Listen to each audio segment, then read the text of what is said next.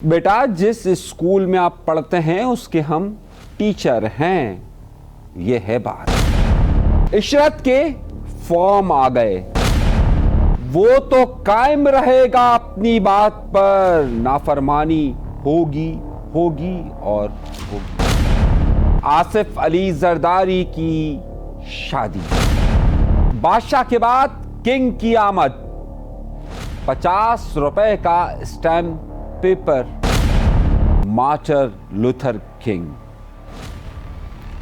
मुख्तसर वक्त में अपने प्रोग्राम का बाकायदा आगाज करते हैं अपने परवरदिगार के शुक्र से, और हर बार की तरह इस बार फिर दरख्वास्त करता हूं कि जिस तरीके से आप इस चैनल से मुझसे मोहब्बत करते हैं इसका सिलसिला जारी रखें। और अगर आपने चैनल पर सब्सक्राइब का बटन नहीं दबाया तो फौरन दबा लीजिए, डरिए मत, कहीं आपके पास नामालूम अफराद नहीं आएंगे और लापता नहीं होंगे। बहरहाल अपने प्रोग्राम का बाकायदा आगाज करते हैं अपने परवरदिगार के शुक्र से, और बहुत बड़ी बड़ी और अहम खबरों के साथ मैं आपके साथ शरीके गुफ्तगू हूं।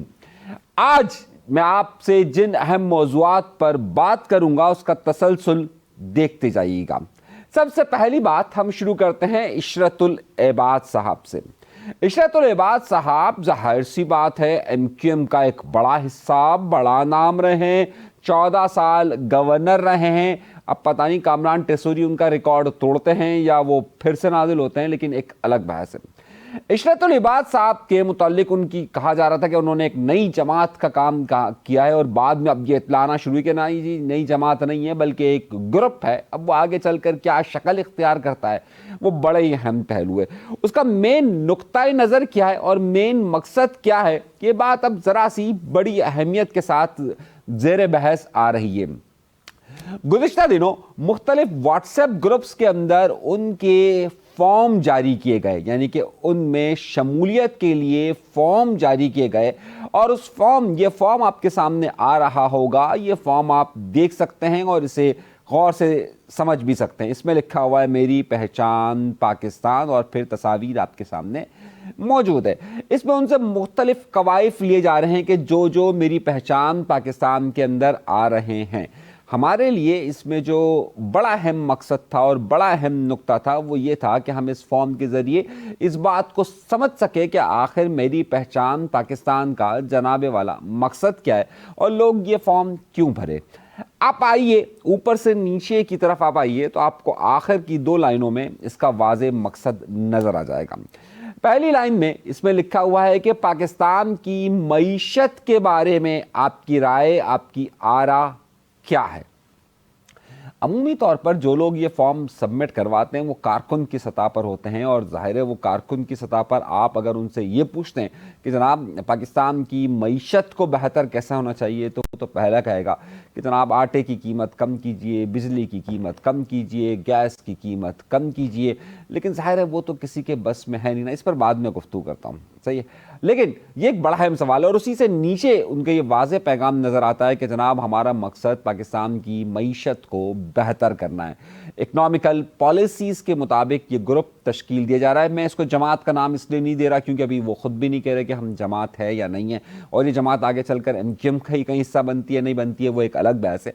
लेकिन इसमें एक और नुक्ता भी है, और वो नुक्ता है, ज़रा आप इसकी नीचे की लाइन को ज़रा गौर से पढ़िए तो इसमें लिखा है कि पाकिस्तान की फ़ौज के लिए मनफी प्रोपेगेंडा किया जा रहा है, इसे कैसे रोका जा सकता है। यानी कि जो इसके 2 बुनियादी सवालात और 2 बुनियादी मकासद या जिसके लिए राय आमा या जिसकी बात की जा रही है वो ये की जा रही है कि जनाब आपका इस बारे में ओपिनियन क्या है कि आखिर पाकिस्तान की फ़ौज के बारे में मनफी प्रोपेगेंडा जो किया जा रहा है उसे कैसे रोका जा सकता है। तहरीक इंसाफ पाकिस्तान, मैं इस पर आ रहा हूं, दोनों मौज़ूआत पर गुफ्तगू करूंगा, लेकिन ज़रा सा मैं कुछ और बातें आपसे कर लूं और उसके बाद हम गुफ्तगू को आगे की तरफ बढ़ाएंगे। मैं इसी अहम नुकात पर रहना चाहता हूं और आपको बड़ी अहम खबरें दूंगा। एक बात बहुत अहम है कि पाकिस्तान तहरीक इंसाफ को इस वक्त ये समझा जा रहा है कि वो पाकिस्तान की फ़ौज, पाकिस्तान की इस्टेब्लिशमेंट, पाकिस्तान की रियासत, पाकिस्तान के मुखालिफ सबसे ज़्यादा प्रोपेगेंडे के टूल्स इस्तेमाल कर रही है, और वो ये बात करना चाह रही है कि जनाब सब कुछ इन्होंने किया। लेकिन यहाँ पर नज़रियात बदलते हुए, ख़यालात बदलते हुए, वाक़यात बदलते हुए कोई देर नहीं लगती है। कल जो یہ کہتے تھے کہ جناب ووٹ کو عزت دو، وہ یہ کہنے لگے کل تک خان صاحب پاکستان کی مقتدرہ قوتوں کی بیبی تصور کیے جاتے تھے، آج وہ کہہ رہے ہیں کہ جناب ان کے چاہنے والے یہ پروپیگنڈا کر رہے ہیں کہ نہیں نہیں ایسا نہیں ہونا چاہیے۔ میں آپ کو صرف زیادہ دور نہیں لے کے جاتا، 2 سال پہلے خان صاحب کے نظریات سنیے پاک فوج اور پاکستان کے متعلق۔ پاکستانی فوج کے جو یہ زبان استعمال کر رہے ہیں، یہ وہی ایجنڈا ہے جو فیٹ اف کا ایجنڈا ہے جو ہندوستان پوری کوشش کر رہا ہے پاکستان کو بلیک لسٹ کرنے میں۔ جی جناب، آپ نے یہ بیان سنا، آپ یقینی طور پر یہ سن رہے ہوں گے کہ عمران خان کہہ رہے ہیں کہ جناب فوج کے خلاف بات کرنے کا یہ ہوتا ہے کہ وہ سبکدار ہوتے ہیں، جو اس کی بات کرتا ہے وہ پاکستان کو نقصان پہنچانا چاہتا ہے، اور آج انہی کے چاہنے والے اور خود وہ اس بارے میں آگے۔ اب آپ یہ مت کہیے گا کہ کل کیا ہوگا، ہو سکتا ہے کہ کل کوئی بہت بڑی تبدیلی رونما ہو جائے اور کل خان صاحب یہی کہہ رہے ہوں کہ جناب اس سے زیادہ بہتر تو کوئی اور ادارہ موجود ہی نہیں ہے۔ تو کہنے کا مقصد یہ ہے کہ ہمارے یہاں پر کل کیا ہو جائے یہ کسی کو نہیں معلوم ہوتا، اور جو پروپیگنڈے کے ٹول کرنے والے ہیں وہ کس طریقے سے اپنا رخ بدل رہے یہ اندازہ آپ کر ہی نہیں سکتے۔ اب معاملہ یہ ہے کہ خان صاحب کی محبت میں خان صاحب جو ارشاد فرما دیتے ہیں، ہمارے یہاں پر متعلقہ قوتیں اور چیزیں اور ان کے ساتھ کے لوگ وہ یہ بات سمجھتے ہیں کہ جناب جو پیچھے ہو چکا وہ سب غلط تھا اور اب جو آج کہہ رہے ہیں وہ صحیح ہے۔ لیکن در حقیقت بات یہ ہے کہ جیسے جیسے مفادات بدلتے جاتے ہیں ویسے ویسے کمالات بدلتے جاتے ہیں۔ اب آج آپ دیکھیے کہ اس حد تک پہنچ چکی ہے نوبت کہ قرآن کریم کی ایک واضح آیت ہے کہ جس میں ہم جنس پرستی کے متعلق منع کیا گیا ہے، لیکن جیسے ہی ایک رچرڈ صاحب جو کہ LG مقرر ہے، ان کا کوئی اتنا بڑا ڈیزگنیشن بھی نہیں ہے، اس پر جیو نیوز نے ایک ہیڈ لائن لگا دی کہ جناب ہم جنس پرست LG مقرر ہو گیا، تو اس کے بعد تحریک انصاف کے لوگ ہم جنس پرستی کی اس حد تک حمایت کرنے لگ گئے کہ آپ تصور نہیں کر سکتے کہ وہ کہاں پر جا رہے ہیں۔ میں بات آپ سے کہہ رہا ہوں کہ کل تک وہ ہم جنس پرستی کی مخالفت کرتے ہوں گے، لیکن آج وہ اس کی حمایت کرتے ہیں، یہاں تک کہ شہباز گل صاحب کے جن کے متعلق یہ تصور کیا جاتا ہے کہ وہ باہر بیٹھ کر تحریک انصاف کے سب سے بڑے اسپوک پرسن ہیں، سب سے بڑی بات کر رہے ہیں، ان کا یہ بیان میں آپ کو دکھا رہا ہوں، یعنی کہ اس بیان میں واضح طور پر وہ یہ کہتے ہوئے نظر آتے ہیں کہ ہم جنس پرستی پر تنقید کرنا جہالت ہے۔ اب نوبت یہاں تک آ چکی ہے، ذرا میں آپ کو تصورات کی بات بتا رہا ہوں، نوبت یہاں تک آ چکی ہے کہ ان کی ایک اسپوک پرسن جسے کہا جاتا ہے، وہ بیسیکلی اپنے آپ کو جرنلسٹ کہتی ہے لیکن وہ ایک اسپوک پرسن ہے، خاتون ہے، یا آپ انہیں دیکھ رہے ہوں گے، یہ کہتی ہے کہ بھائی ان کے ملک میں اگر ہم جنس پرستی جائز ہے نا تو ٹھیک ہے، تو اس میں ہم کیوں تنقید کریں، ہم کیوں بات کریں، اس پر تنقید ہمیں نہیں کرنی چاہیے۔ میں ایک تو سب سے پہلی بات میں اس بات کے شدید خلاف ہوں کہ جناب وہ جیو نے خاص طور پر یہ اینگل کرنے کی کوشش کی کہ ہم جنس پرست ہیں، ہم جنس پرست ہیں، میں نے کل بھی اس پر پروگرام میں تفصیل سے بات کی تھی۔ آج PTI کے لوگ ہم جنس پرستی کو کہتے ہیں کہ جناب وہاں جائز ہے، تو آپ اس کی مخالفت اس وجہ سے مت کیجئے کہ جناب وہاں جائز ہے تو ٹھیک ہے۔ تو اس کا مطلب یہ ہے کہ اگر میں ایک مثال دے رہا ہوں آپ کو، اگر ہمارے یہاں سے پاکستان سے کچھ لوگ جب جاتے ہیں وہاں پر اور وہ وہاں جا کر اگر ہم جنس پرستی کرتے ہیں تو کیا وہ جائز قرار دے دی جائے گی، یا وہ آپ کی تہذیب، آپ کے تمدن اور آپ کے سب سے بڑھ کر مذہب کی حمایت ہو جائے گی کہ اگر وہ اس کو کہتا بھی ہے، اور وہ اگر ہم بار بار اس بات کو کہتے ہیں اور یا کنابدو سے شروع کرنے والے ہمیشہ اس بات کو کہتے رہے کہ جناب برائی کو پھیلنے سے روکیے، اور جو برائی کی تبلیغ بھی کر رہا ہو اسے روکیے، تو اگر وہ برائی کی تبلیغ بھی کرتے اور وہ علی الاعلام کہتے ہیں ہاں بھائی میں ہوں اور میں اس کی تبلیغ کرتا ہوں، میں پریچنگ کرتا ہوں، لیکن اسے خلاف نہ کہا جائے، تو کہنے کا مقصد یہ ہے کہ اگر آج خان کی حمایت میں کوئی ہم جنس پرست ہے تو وہ اس کی حمایت کرنے کے لیے چلے جائیں گے، کل خان کی بات بن جاتی ہے پاکستان کی اسٹیبلشمنٹ کے ساتھ تو پاکستان کی اسٹیبلشمنٹ کے گن گانا شروع کر دیں گے۔ کل اگر ان کے تعلقات نواز شریف سے اچھے ہو جاتے ہیں تو کہیں گے کہ اس میں جتنی اچھائیاں ہیں وہ کسی اور میں نہیں پائی جاتی۔ تو اب آپ سوچ رہے ہوں گے میں نے عشرت العباد سے کہانی شروع کر کر یہاں کیوں ختم کی؟ یہاں ختم کرنے کا مقصد یہ ہے کہ یہ صرف اور صرف یہ جو لائن دی جا رہی ہے کہ پاکستان کی فوج کے خلاف منفی پروپیگنڈے کا حل کیا ہے، حل ہے صرف اور صرف NRO۔ اگر ایک NRO مل جاتا ہے اور ایک NRO کے تحت جناب کہہ دیا تھا کہ خان صاحب سر آپ بیٹھیے یہاں پر. تو اس کے بعد آپ یہ دیکھیے کہ وہی لوگ جو ہیں وہ قصیدہ گوئی جب وہ ہم جنس پرستی کی حمایت تک جا سکتے ہیں اور ہم جنس پرستی کی اتنی حمایت کر سکتے ہیں, تو آپ سوچ سکتے ہیں کہ وہ جسے مولانا ڈیزل کہہ کر مخاطب ہوا کرتے تھے وہ ان کی امامت میں نماز پڑھ سکتے ہیں.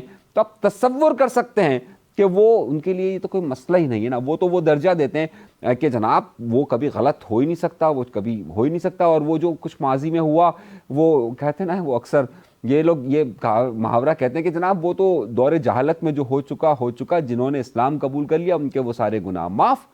تو یہی بات وہ کہہ رہے ہیں کہ جناب جب تک خان صاحب ان تمام خواتین کے ساتھ اس کے اسکینڈلز تھے, مختلف چیزیں تھیں, وہ جو تھی سو تھی, اب نہیں ہے جناب. تو میں کہنا یہ چاہ رہا ہوں کہ یہ اب پر مستحکم کب تک رہا جائے گا. یعنی کہ اب وہ کہتے ہیں کہ جناب یہ اسٹیبلشمنٹ کے خلاف نہیں, ان کے تعلقات نہیں ہیں, وہ آزادی چاہتے ہیں, وہ شخصی آزادی چاہتے ہیں. لیکن کل کیا بھروسہ ہے, کل اسی طریقے سے جیسے ہر سال ایک نیا یو ٹرن ہوتا ہے ویسا ہی ایک نیا یو ٹرن ہوگا. تو اس کے بعد یہ پروپیگنڈا کہاں جا کر رکے گا یا کہاں پر آ کر ختم ہوگا. خیر, جس سے آپ کو دو باتیں ضرور معلوم ہو گئی ہوگی کہ ایک تو عشرت العباد صاحب کا ڈھانچہ کہاں پر آ کر کھڑا ہوا ہے, دوسرا بڑا مسئلہ یہ ہے کہ یہ جو اس وقت پروپیگنڈے کا سارا اسکیم ہے یہ سارا کا سارا بس ایک این آر او تک کی بات ہے. وہ این آر او ختم ہوگا تو وہ ہم جنس پرستی کو جہاں اجازت دے رہے ہیں وہاں اللہ معاف کرے کہ جب وہ اتنی بری چیز کو اور اتنی اہم اتنی جس کی ممانعت کی گئی ہے, قوم لوط سے جس کی تشبیہ دی گئی ہے اور جن پر عذاب نازل کیا گیا, اسے بھی بعد میں وہ کہاں سے کہاں پہنچا دیں گے. پہلی خبر. دوسری خبر کی طرف آتے ہیں اور دوسری بڑی اہم خبر ہے. لگ یوں رہا ہے کہ کامران ٹیسوری صاحب اور فیصل واوڈا کے درمیان اب تک دال نہیں گل رہی ہے. دونوں کے درمیان میل ملاپ نہیں ہو سکتا. ہاں, دونوں ایک ہی یونیورسٹی کے پڑھے ہوئے ہیں. وہ آپ کو یاد ہوگا کہ ہمارے زمانے میں بچپن میں وہ ایک بڑا ڈائلاگ ہوتا تھا, بیٹا تو جس اسکول سے پڑھا ہوا ہے نا میں ادھر کا پرنسپل رہا ہوں. یہ بڑا ایک مشہور ڈائلاگ ہوتا تھا. لیکن اب تھوڑا سا اپ گریڈ ہو گیا ہے نا. آج کل تھوڑا سا خود کامران ٹیسوری صاحب پتہ نہیں یونیورسٹی گئے ہوں یا نہیں گئے ہوں, مطلب پڑھنے کے لیے کہہ رہا ہوں, ویسے تو جاتے رہتے ہیں, گورنر چانسلر کا رتبہ ان کا ہو جاتا ہے تقریباً صحیح ہے. تو وہ اب تو جاتے رہتے ہیں. تو ظاہر ہے وہ کہتے ہیں کہ جناب آج کل وہ پڑھا لکھا والا ماحول ہے کہ جناب جس یونیورسٹی کے میں آپ پڑھتے ہو نا میں اس کا پرنسپل ہوں. اب وہ فیصل واوڈا کو مسلسل ٹونٹ کر رہے ہیں. آج پھر انہوں نے اس حوالے سے ٹونٹ کیا اور تفریح لی کہ جناب تم جس اسکول کے پڑھتے ہو نا میں ادھر کا پرنسپل ہوں. تو آپ اب وہ پرنسپل اور پرنسپل کا ذرا سا فرق ہوتا ہے, لیکن ہم کیونکہ ٹھہرے دیسی اردو والے تو ہماری انگریزی کے تلفظ بھی کچھ اسی طریقے سے ہوتے ہیں, تو اس پہ مائنڈ مت کیجیے گا, ہو جاتا ہے. اب کیا کر سکتے ہیں, ہمارے پروننسیشن اتنے زیادہ بہتر ہوتے تو ہم بھی آج وہ کیا کہتے ہیں کالے انگریز ہوتے ہیں. بہت سارے لوگوں کو کالے انگریز بننے کا شوق ہوتا ہے. خیر, تو اب وہ ایک الگ بحث ہے کہ ایک استاد ایک ظاہر ہیڈ ہوتا ہے اور ایک اصول ہوتا ہے. تو وہ اصول اور ہیڈ دونوں ہی یہاں آتے ہیں. نقطہ یہ ہے کہ یہ معاملہ بھی رک نہیں رہا. کامران ٹیسوری صاحب نے بار بار اس بات کا صحافیوں کے درمیان اور دیگر پروگراموں میں یہ کہہ رہے کہ جناب جاؤں گا تو صحیح, لیکن اس وقت جاؤں گا جب جس نے مجھے لگایا ہے وہاں سے انسٹرکشن آئے گی, وہاں سے حکم نامہ آئے گا, تو میں رک ہی نہیں سکتا. جب وہ مجھے 12 ربیع اول والے دن چھٹی والے دن لگا سکتے ہیں تو ظاہر ہے کسی بھی دن نکال سکتے ہیں, لیکن وہ اسے اپنے تقدس مانتے ہیں. اب وہ اس حد تک پہنچ چکے ہیں کہ وہ یہ کہتے ہیں کہ جناب جب مجھے 12 ربیع الاول والے دن منتخب کیا گیا ہے تو آپ سمجھ سکتے ہیں کہ مجھ سے کتنا مقدس کام لینا, کتنا بڑا کام لینا ہوگا. آپ تصور کیجئے کہ جناب اگر مجھے 12 ربیع الاول والے دن لایا گیا ہے, ان کی سوچ کا میں آپ کو بتا رہا ہوں, تو مجھے کتنے بڑے کام کے لیے لایا گیا ہوگا. یار میں ایسے بہت سارے لوگوں کو جانتا ہوں کہ اب وہ ہمارے ہاں دنوں کے ساتھ کر دیا جاتا ہے وابستہ کہ جناب کوئی بہت ہی برے اعمال جن کے رہے ہوں زندگی بھر اور وہ کسی ایسے دن ان کا انتقال ہو جاتا ہے, تو کہتے ہیں دیکھیے یار ہو سکتا ہے اس نے سارے گناہ کیے ہو لیکن کوئی ایسی نیکی کی کہ انہیں اس دن یہ والا دن مل گیا. تو اس دن کے بعد پھر ان کو وہ سمجھتے ہیں کہ جناب یہ تو جنتیوں کا نہیں, ایسا نہیں ہوتا ہے.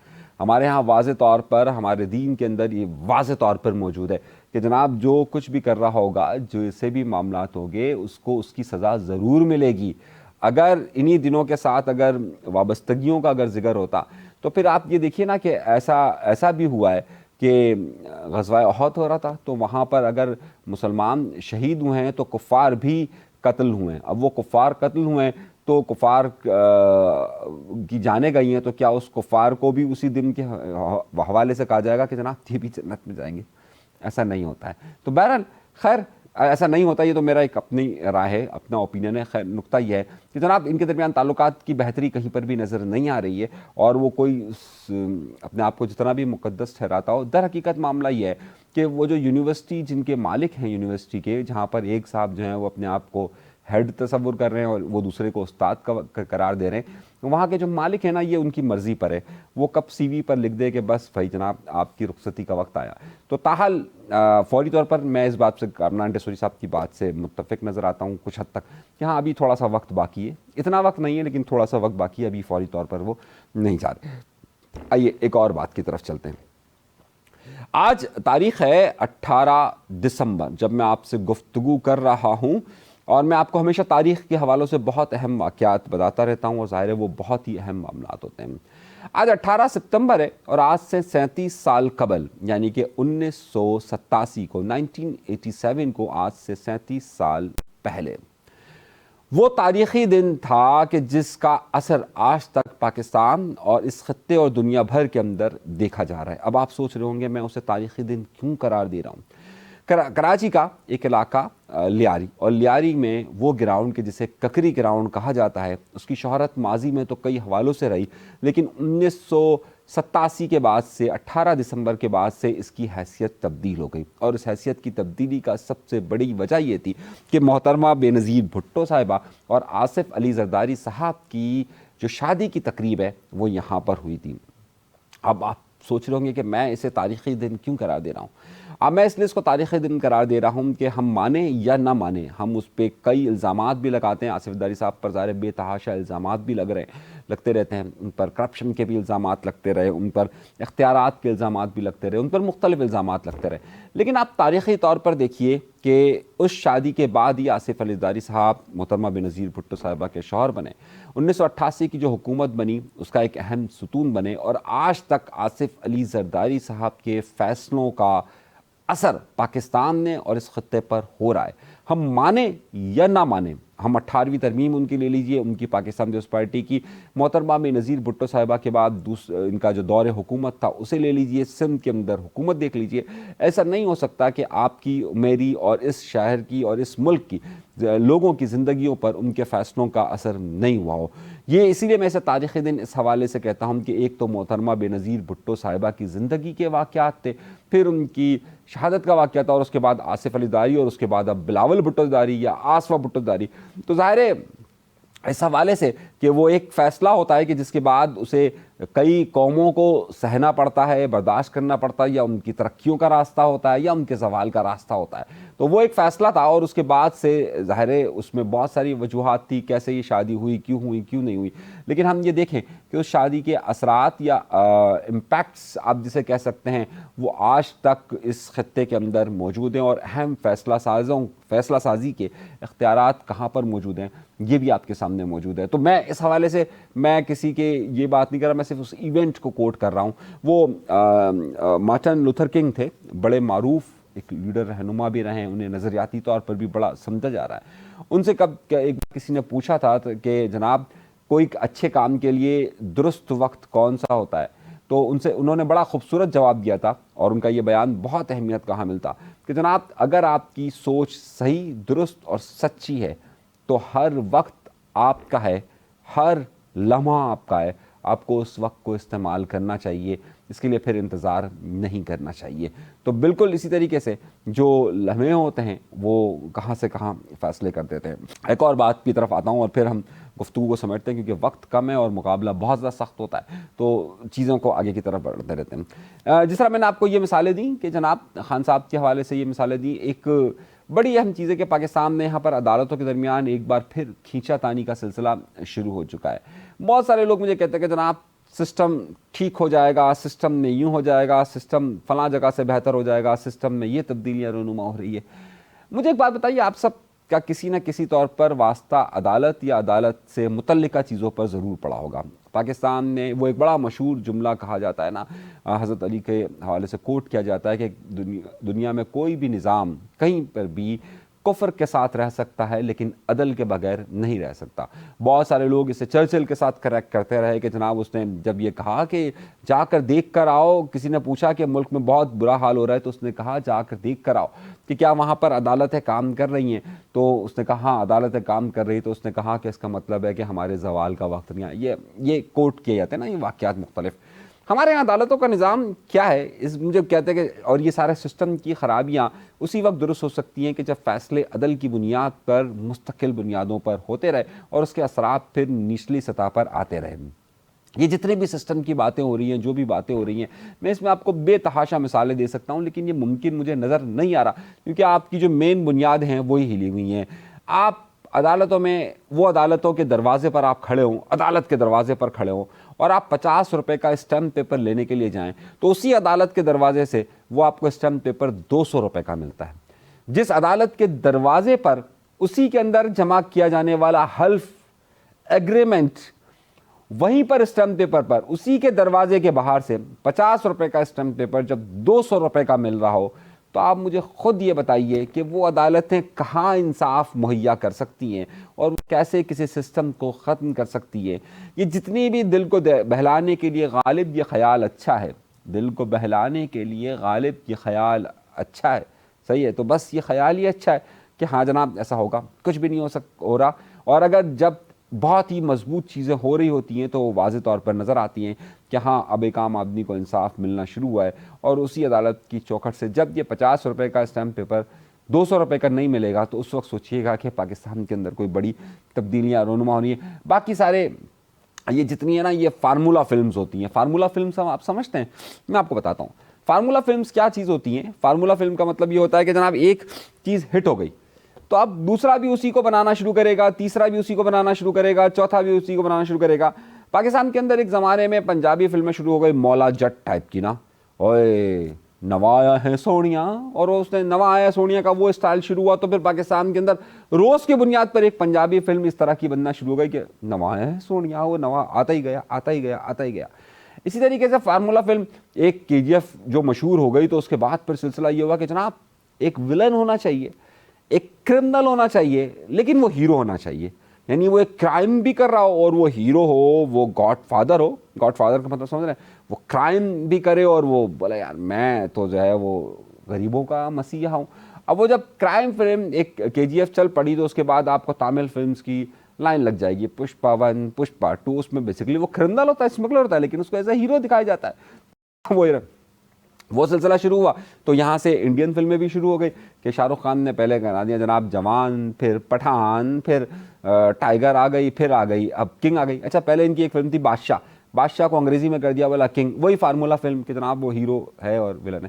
ہمارے ہاں بھی یہی سمجھا جاتا ہے، اور ہمارے ہاں عام زندگی کے اندر جو شخص کرمنل مینٹلٹی کے ساتھ اس کو سارے کام انجام دے رہا ہوتا ہے اور اس کے بعد اس کو سمجھاتا ہے کہ جناب یہ کتنا زبردست آدمی، کرائم بھی کر رہا ہے اور لوگوں میں بھی بانٹ رہا ہے، تو اس کو ہمارے یہاں پر بہتر سمجھاتا ہے۔ اور کیوں سمجھاتا ہے یہ بہرحال میں اس فارمولا کی بات کر رہا ہوں۔ تو ہمارے یہاں پر بھی یہ فارمولا فلمز چلنا شروع ہو جاتی ہیں، اور یہ فارمولا فلمز کا مطلب ہوتا ہے اب یوں ہو گیا نا، اب اس کو ایسا کر دو، اب آج کل ٹرینڈ میں یہ ہے تو اس کو یوں کر دو، اس کو یہ مسائل کا حل ہے ہی نہیں، نہ کسی طور پر بھی یہ مسئلے کا حل ہے۔ اپنا بہت زیادہ خیال رکھیے گا۔ تمام گفتگو کو سمیٹ کر جس نتیجے پر ہم پہنچ رہے ہیں کہ، اور ہاں وہ ایک بات تو رہ گئی کہ جناب وہ دوبارہ سے شروع کرنے والے ہیں کہ بائیکاٹ، سول نافرمانی کی جائے، سول نافرمانی کی جائے۔ سول نافرمانی کا اثر انہیں مزید پیچھے کی طرف لے کے جائے گا، کیونکہ بڑی اہم بات یہ کہی جاتی ہے اور بڑا اہم نقطہ کہا جاتا ہے، ایک محاورہ کہا جاتا ہے کہ اگر آپ کسی کا قتل کر دیتے ہیں اور بے وقت اگر قتل کر دیتے ہیں تو یقینی طور پر وہ آپ قاتل ہوں گے، لیکن اگر کسی کا قتل وقت پر ہو جائے تو اسے سیاست کہا جاتا ہے۔ یہ سیاست کا وقت قتل کرنے کا نہیں ہے، یہ اگر آپ اس وقت اگر حملہ کریں گے تو پھر آپ قاتل ٹھہرائیں گے، سیاست نہیں کہلائے گی۔ یہ بات سمجھنے کی بہت زیادہ ضرورت ہے۔ بہت زیادہ خیال رکھیے گا۔ اللہ تبارک و تعالیٰ آپ سب کو خوش و خرم رکھے، آباد رکھے، سلامت رکھے، قائم رکھے، اور چینل ضرور سبسکرائب کیجئے۔ پاکستان زندہ باد۔